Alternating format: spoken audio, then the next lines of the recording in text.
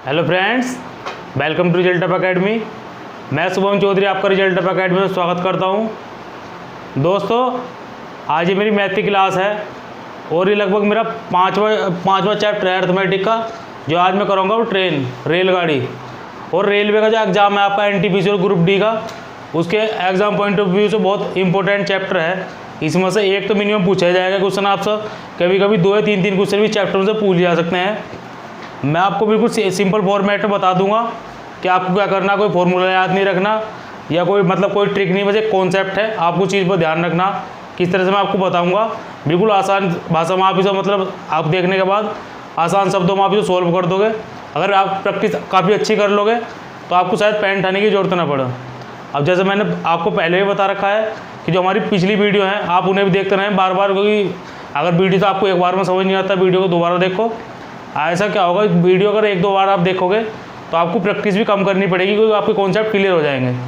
और वीडियो चालू करने से पहले वीडियो को आप पॉज कर जो आपके जिस भी ग्रुप से आप जुड़े हुए हो उस ग्रुप में वीडियो को सेंड करते हैं और अपने दोस्तों वगैरह से कहें कि हमारे चैनल को सब्सक्राइब करें। अब जो रेलगाड़ी, जो हमारा ट्रेन टॉपिक है, इससे पहले मैं आपको 2-3 चीज़ बता दूँ। इसमें मैं बताऊँगा, देखो सबसे पहली बात है, जैसे मैंने पहले बताया था कि पूरा चैप्टर चलेगा चाल बराबर दूरी बटे समय पे। ठीक है, ये फॉर्मूला है, चाल बराबर दूरी बटे समय। और आपको अधिकतर जो होगा, मतलब अधिकतर 90% क्वेश्चन में क्या होगा, वो जो आपको चाल या स्पीड देगा, मतलब तो वो आपको देगा किलोमीटर प्रति घंटा में, और जो आंसर आपका ऑप्शन में होगा वो होगा मीटर प्रति सेकंड में। ठीक है, तो उसमें कभी कभी क्या होता है, जल्दबाजी को एग्जाम में टाइम बहुत कम होता, तो उसे सोल्व करने के चक्कर में आप भूल जाते हो कि हमें चेंज भी करना। तो आपको क्या करना, अगर जो आपकी चाल है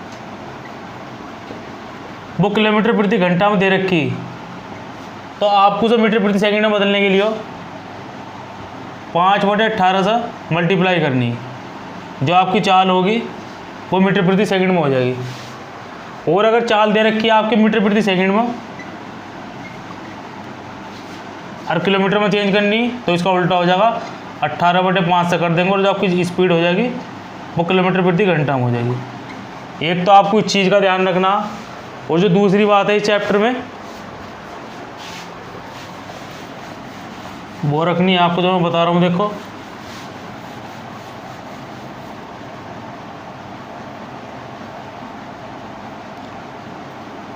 अगर जो आपकी ट्रेन है वो एक ही दिशा में दौड़ रही दोनों,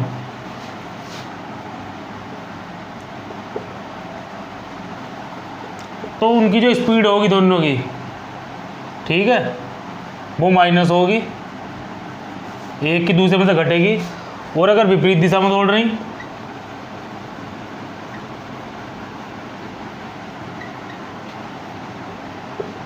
तो जो उनकी स्पीड होगी दोनों ट्रेन की वो प्लस होगी। आपको ये बस छोटी चीज़ याद रखनी। उसके बाद मैं आपको बता दूंगा किस तरह के क्वेश्चन पूछे जाते हैं। शुरू में बिल्कुल बेसिक से कराऊंगा, फिर जो आपका क्वेश्चन का लेवल है बढ़ाता चला जाऊँगा। और ट्रेन के ऊपर 2 या 3 वीडियो बनाऊँगा मैं छोटी छोटी। तो जो मेरा आज का पहला क्वेश्चन है इसके ऊपर वो मैं बताने जा रहा हूँ आपको। जैसे पहले भी मैं क्वेश्चन में लिखवाता नहीं, मैं आपको बस बोल दूंगा एक बार और आप लिख लेना। अब इसने बिल्कुल सिंपल सा शुरू में एक वो दे रखा है क्वेश्चन, कि उसने दे रखा कि एक ट्रेन की जो स्पीड है एस, वो दे रखा उन्होंने 180 किलोमीटर प्रति घंटा। इतना हल्का पूछने का नहीं, पर मैं बता दूँ आपको सिंपल सा। और जो इसकी स्पीड पूछी, ठीक है, ये मीटर प्रति सेकंड में बतानी कितनी होगी। तो जो मैंने आपको बताया था अभी सिंपल सा, उसमें कुछ नहीं है। स्पीड दे रखी है आपको 180 किलोमीटर प्रति घंटा, तो इसके लिए मैंने बताया था कि मीटर प्रति सेकंड में करने के लिए 5/18 इसकी मल्टीप्लाई कर देंगे बस। तो 18 दाई 180 10 की 5 से करेंगे तो आ जाएगा 50। तो इसका आंसर आ गया 50 मीटर प्रति सेकंड। ये जो मैंने चीज़ बताई थी आपको वही चीज़ है बिल्कुल। इस तरह का क्वेश्चन आने का नहीं एग्जाम में, क्योंकि ये बिल्कुल सिंपल है। जो हमारा अगला क्वेश्चन है उस तरह के क्वेश्चन रेलवे ग्रुप डी वगैरह में पूछे जाने के बहुत ज़्यादा चांसेस हैं।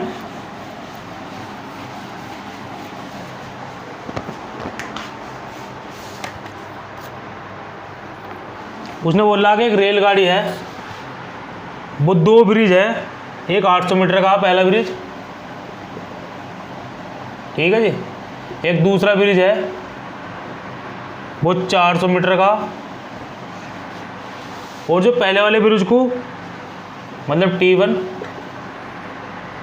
वो 100 सेकंड में पार करती, और दूसरे वाले ब्रिज को वो 60 सेकंड में पार करती है। तो उसने तो मतलब ट्रेन की लेंथ पूछी,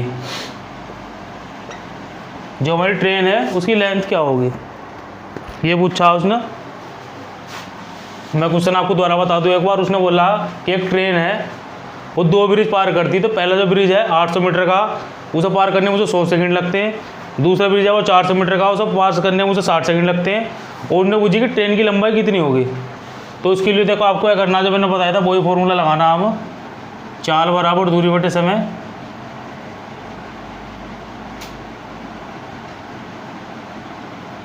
अब जो हम पहले लगाएंगे पहली वाली ट्रेन के लिए, तो जब हमें ब्रिज की लंबाई पता, ट्रेन की तो पता नहीं निकालनी, बटे एक्स, और कितना समय लगता 100 सेकंड। दूसरी वाली ट्रेन की पता, ट्रेन की निकालनी बटे 60। ठीक है, वही फॉर्मूला लगा दिया मैंने। क्या कराया, जो आपका ब्रिज था और ट्रेन था, दोनों की जो लंबाई थी वो जोड़ दी, बटे मतलब जो समय था वो कर दिया, उसका मतलब दूरी बटे समय। इधर भी क्या करा, फिर दूसरी वाली ब्रिज की ट्रेन की जोड़ दी और बटे समय कर दिया। तो 4 बराबर दूरी बटे समय भी पूरा चैप्टर आपका चलेगा। अब क्या 0 से 0 कैंसिल हो जाएगा, 6 की मल्टीप्लाई इधर कर लो, तो 6 48, 4800 प्लस 6x आ गया, जो इधर चला जाएगा, तो आ गया 4000 प्लस 10x। अब इसे इधर ले आएंगे, इसे इधर ले आएंगे, तो हो गया 4800 माइनस 4000 बराबर 4x आ गया। ठीक है, अभी आ जाएगा 800 बराबर 4x, 4 से काट देंगे 200 बार, तो x बराबर आ गया 200 मीटर। तो आपकी जो ट्रेन की लंबाई आई वो आई 200 मीटर। बिल्कुल सिंपल है, देख लो आप, दोबारा देख लो एक बार। मैंने जो बताया था चाल बराबर दूरी बटा समय वाला कॉन्सेप्ट है, हमने क्या करा, जो पहला वाला ब्रिज था, क्योंकि देखो कोई भी अगर हमें डिस्टेंस निकालनी तो डिस्टेंस दोनों चीज़ की काउंट होगी, ट्रेन की और ब्रिज की दोनों की। तो हमने पहले वाले की रखी, समय रख दिया, फिर दूसरे की रखी, समय रख दिया, क्रॉस मल्टीप्लाई करी, सॉल्व कर दिया, तो आंसर आ गया 200 मीटर। अब इससे अगला क्वेश्चन है फिर,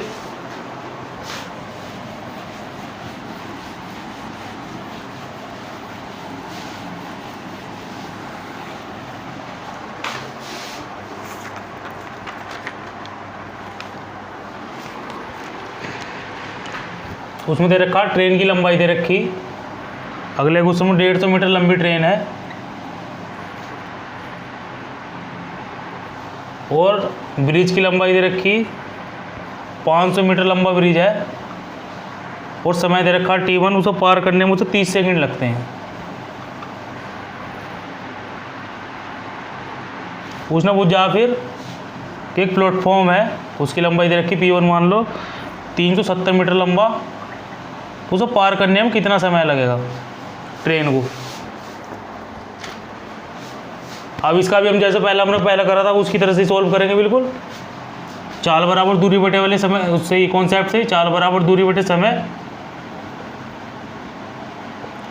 अब पहले लगाएंगे हम ब्रिज के लिए, तो ब्रिज की लंबाई कितनी दे रखी 500 मीटर, ट्रेन की दे रखी 150, और पार करने में कितना समय लगता 30 सेकंड, लिख लिया।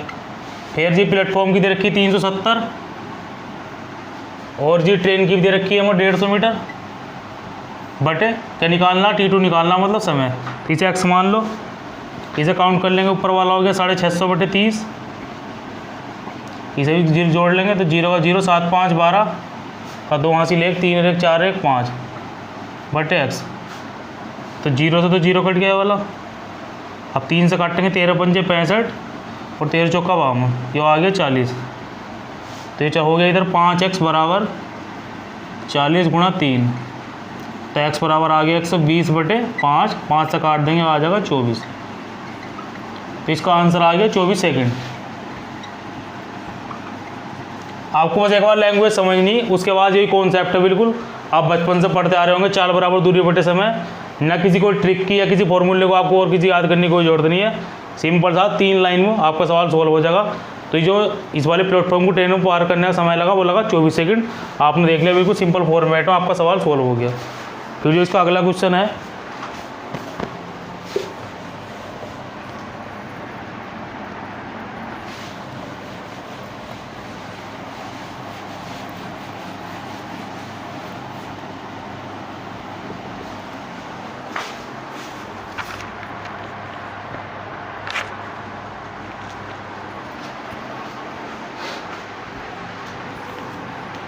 अगला क्वेश्चन है फिर हमारा, उसने बोला दो ट्रेन है वे सेम डायरेक्शन में चलती।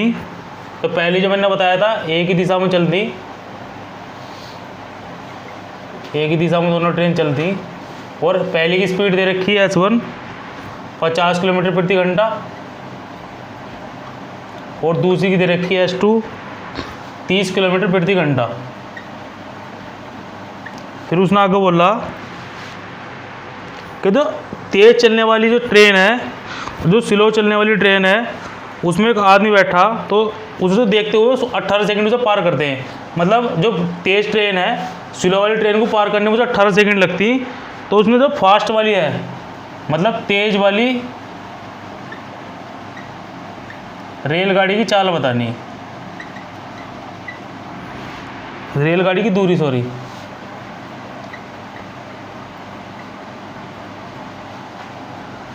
दोबारा बोल दो क्वेश्चन में। उसने बोला कि दो ट्रेन है एक ही दिशा में चलती, पहले की स्पीड है 50 किलोमीटर प्रति घंटा, दूसरी की है 30 किलोमीटर प्रति घंटा। फिर उसने बोला कि जो फास्ट वाली ट्रेन है उसे स्लो वाली ट्रेन को पार करने में 18 सेकंड लगते हैं। ये बात मैं लिख भी देता हूँ। और दिया इसमें तेज वाली रेलगाड़ी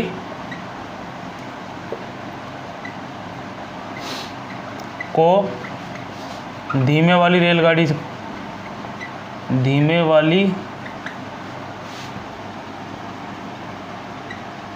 रेलगाड़ी को पास करने में 18 सेकंड का समय लगता है।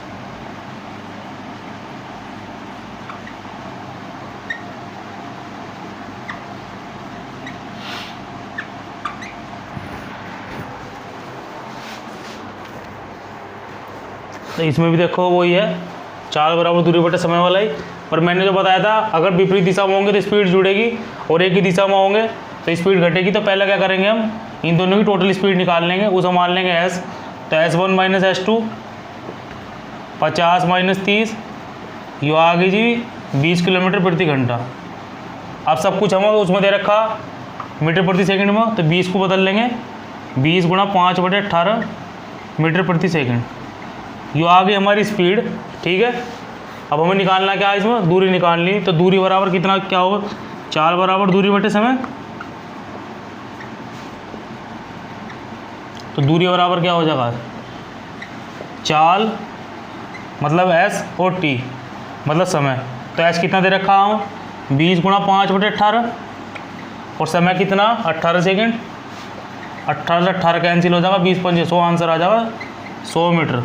जो फास्ट वाली ट्रेन है हमारी, वो जो 100 मतलब जो उसकी दूरी है वो होगी 100 मीटर। आपको लैंग्वेज थोड़ी इसकी टफ लगेगी, पर बिल्कुल जो मैंने बताया था स्पीड घटाई और चाल बराबर दूरी बटा सिंपल जो वो हमारा फॉर्मूला है चाल बराबर दूरी बटा समय वाला, उस फॉर्मूले में इसका पूरा डाटा रख दिया। सिंपल सा था बिल्कुल। स्पीड दे आपको स्पीड भी दे रखी, टाइम भी, सीधी मल्टीप्लाई कर दिया, आंसर आ गया 100। अब जो अगला क्वेश्चन होगा उसका लेवल थोड़ा सा इससे अप होगा और थोड़ा इससे अलग तरह का होगा। वो जो आपका NTPC और रेलवे के JEE वगैरह का आपका CVT 2 होगा, उस वाले एग्जाम में इस तरह के क्वेश्चन पूछे जाते हैं जो मैं कराऊंगा आपको।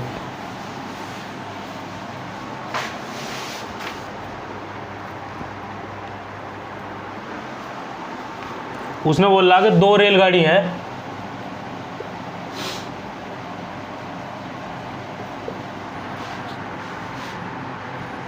सेम दिशा में मतलब समान दिशा में चलती हैं, ठीक है, समान दिशा में चलती हैं और चलती हैं वे हैदराबाद से दिल्ली।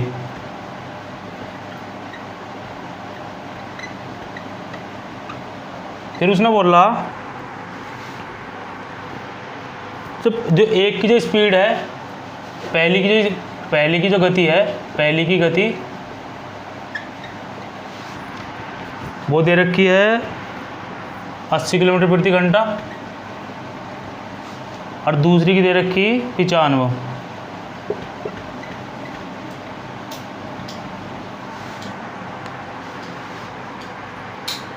फिर उसने बोला कि जब ये दोनों रेलगाड़ी मिलती हैं, जब दोनों ये रेलगाड़ी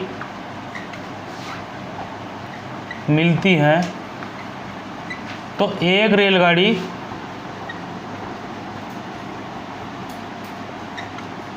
180 किलोमीटर ज़्यादा चलती दूसरे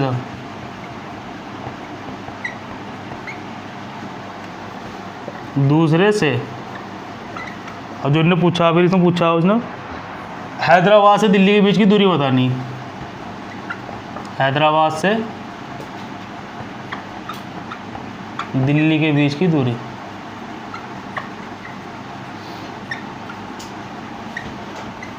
लैंग्वेज थोड़ी टफ है क्वेश्चन की, सवाल पर है बहुत सिंपल। एक बार दोबारा बता दूं मैं, लिख दिया मैंने। उसने बोला कि 2 रेलगाड़ी हैं समान दिशा में चलती हैं हैदराबाद से दिल्ली के लिए। जो पहली की गति है वो 80 किलोमीटर प्रति घंटा है और दूसरी की है 95 किलोमीटर प्रति घंटा। फिर उसने बोला जब ये दोनों रेलगाड़ी आपस में मिलती हैं मतलब किसी जगह पर, तो जो उनमें से एक ट्रेन है वो दूसरे से 180 किलोमीटर ज़्यादा दूरी तय कर लेती। तो उसने पूछा फिर हैदराबाद से दिल्ली के बीच की दूरी। तो अगर आपको ऐसा सवाल आता तो आपको एक ट्रिक का बस ध्यान रखना, कुछ नहीं करना। अगर दूरी निकालनी है टोटल, तो जितनी दूरी चली, ठीक है, पहले लिख लेंगे जितनी दूरी चली वो फालतू, ठीक है जी, गुणा जितनी स्पीड है, दोनों का प्लस कर लेंगे बटे, और जितनी स्पीड है दोनों मतलब उसमें से तो प्लस हो गया, नीचे दोनों को माइनस कर लेंगे। अब मतलब मैं डाटा रख कर दिखा रहा हूँ आपको, जितनी दूरी चली वो 180 किलोमीटर, दोनों को ऐड कर लेंगे तो ये हो जाएगा जी 8। मैं आपको जोड़ के दिखा दूँ, 80 + 95 नीचे आ जाएगा 15, तो 180 गुणा जो आ जाएगा 175/15, ठीक है जी। करने के बाद इससे काटेंगे, चला जाएगा 12 बार। अब 12 गुणा 175। अब मैथ की देखो इसमें वही बात है, आप जितनी प्रैक्टिस करोगे आपको जो गुणा भाग की करने की स्पीड है वो उतनी फास्ट होती चली जाएगी। ये जिसकी मल्टीप्लाई कर देंगे तो 12 × 5 = 60 का 0 हासिल 6 और 12 × 7 = 84 और 6 0 हासिल 9, 12 × 12 और 9 21। तो ये दूरी आ गई 2100 किलोमीटर। इस तरह का सवाल पूछने के बहुत ज़्यादा चांसेस। आपको ध्यान रखना, जो दूरी दे रखी फालतू वो, और मल्टीप्लाई करनी दोनों का एक बार ऐड करके बटे दोनों की स्पीड घटाकर, और सवाल आपका सॉल्व हो जाएगा। 30 सेकंड में लगनी सवाल को सॉल्व करने में। दूरी आई वो आई 2100 किलोमीटर, ठीक है। आज का फिर मेरा एक लास्ट सवाल है,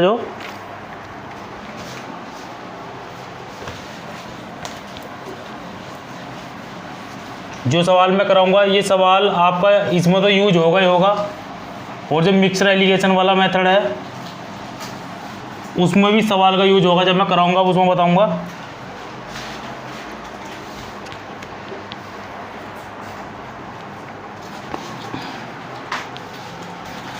तो जो मेरा आज का लास्ट सवाल है वो उसने बोला, फिर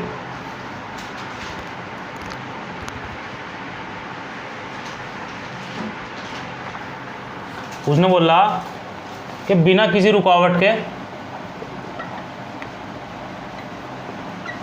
रुकावट तो जो एवरेज स्पीड है ट्रेन की वो है 75 किलोमीटर प्रति घंटा, ठीक है।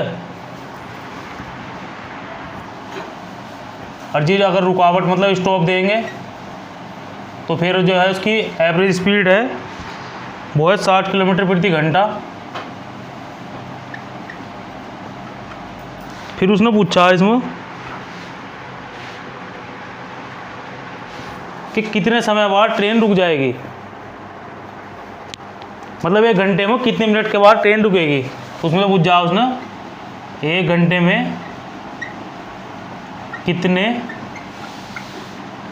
मिनट बाद ट्रेन रुकेगी, रेलगाड़ी रुकेगी।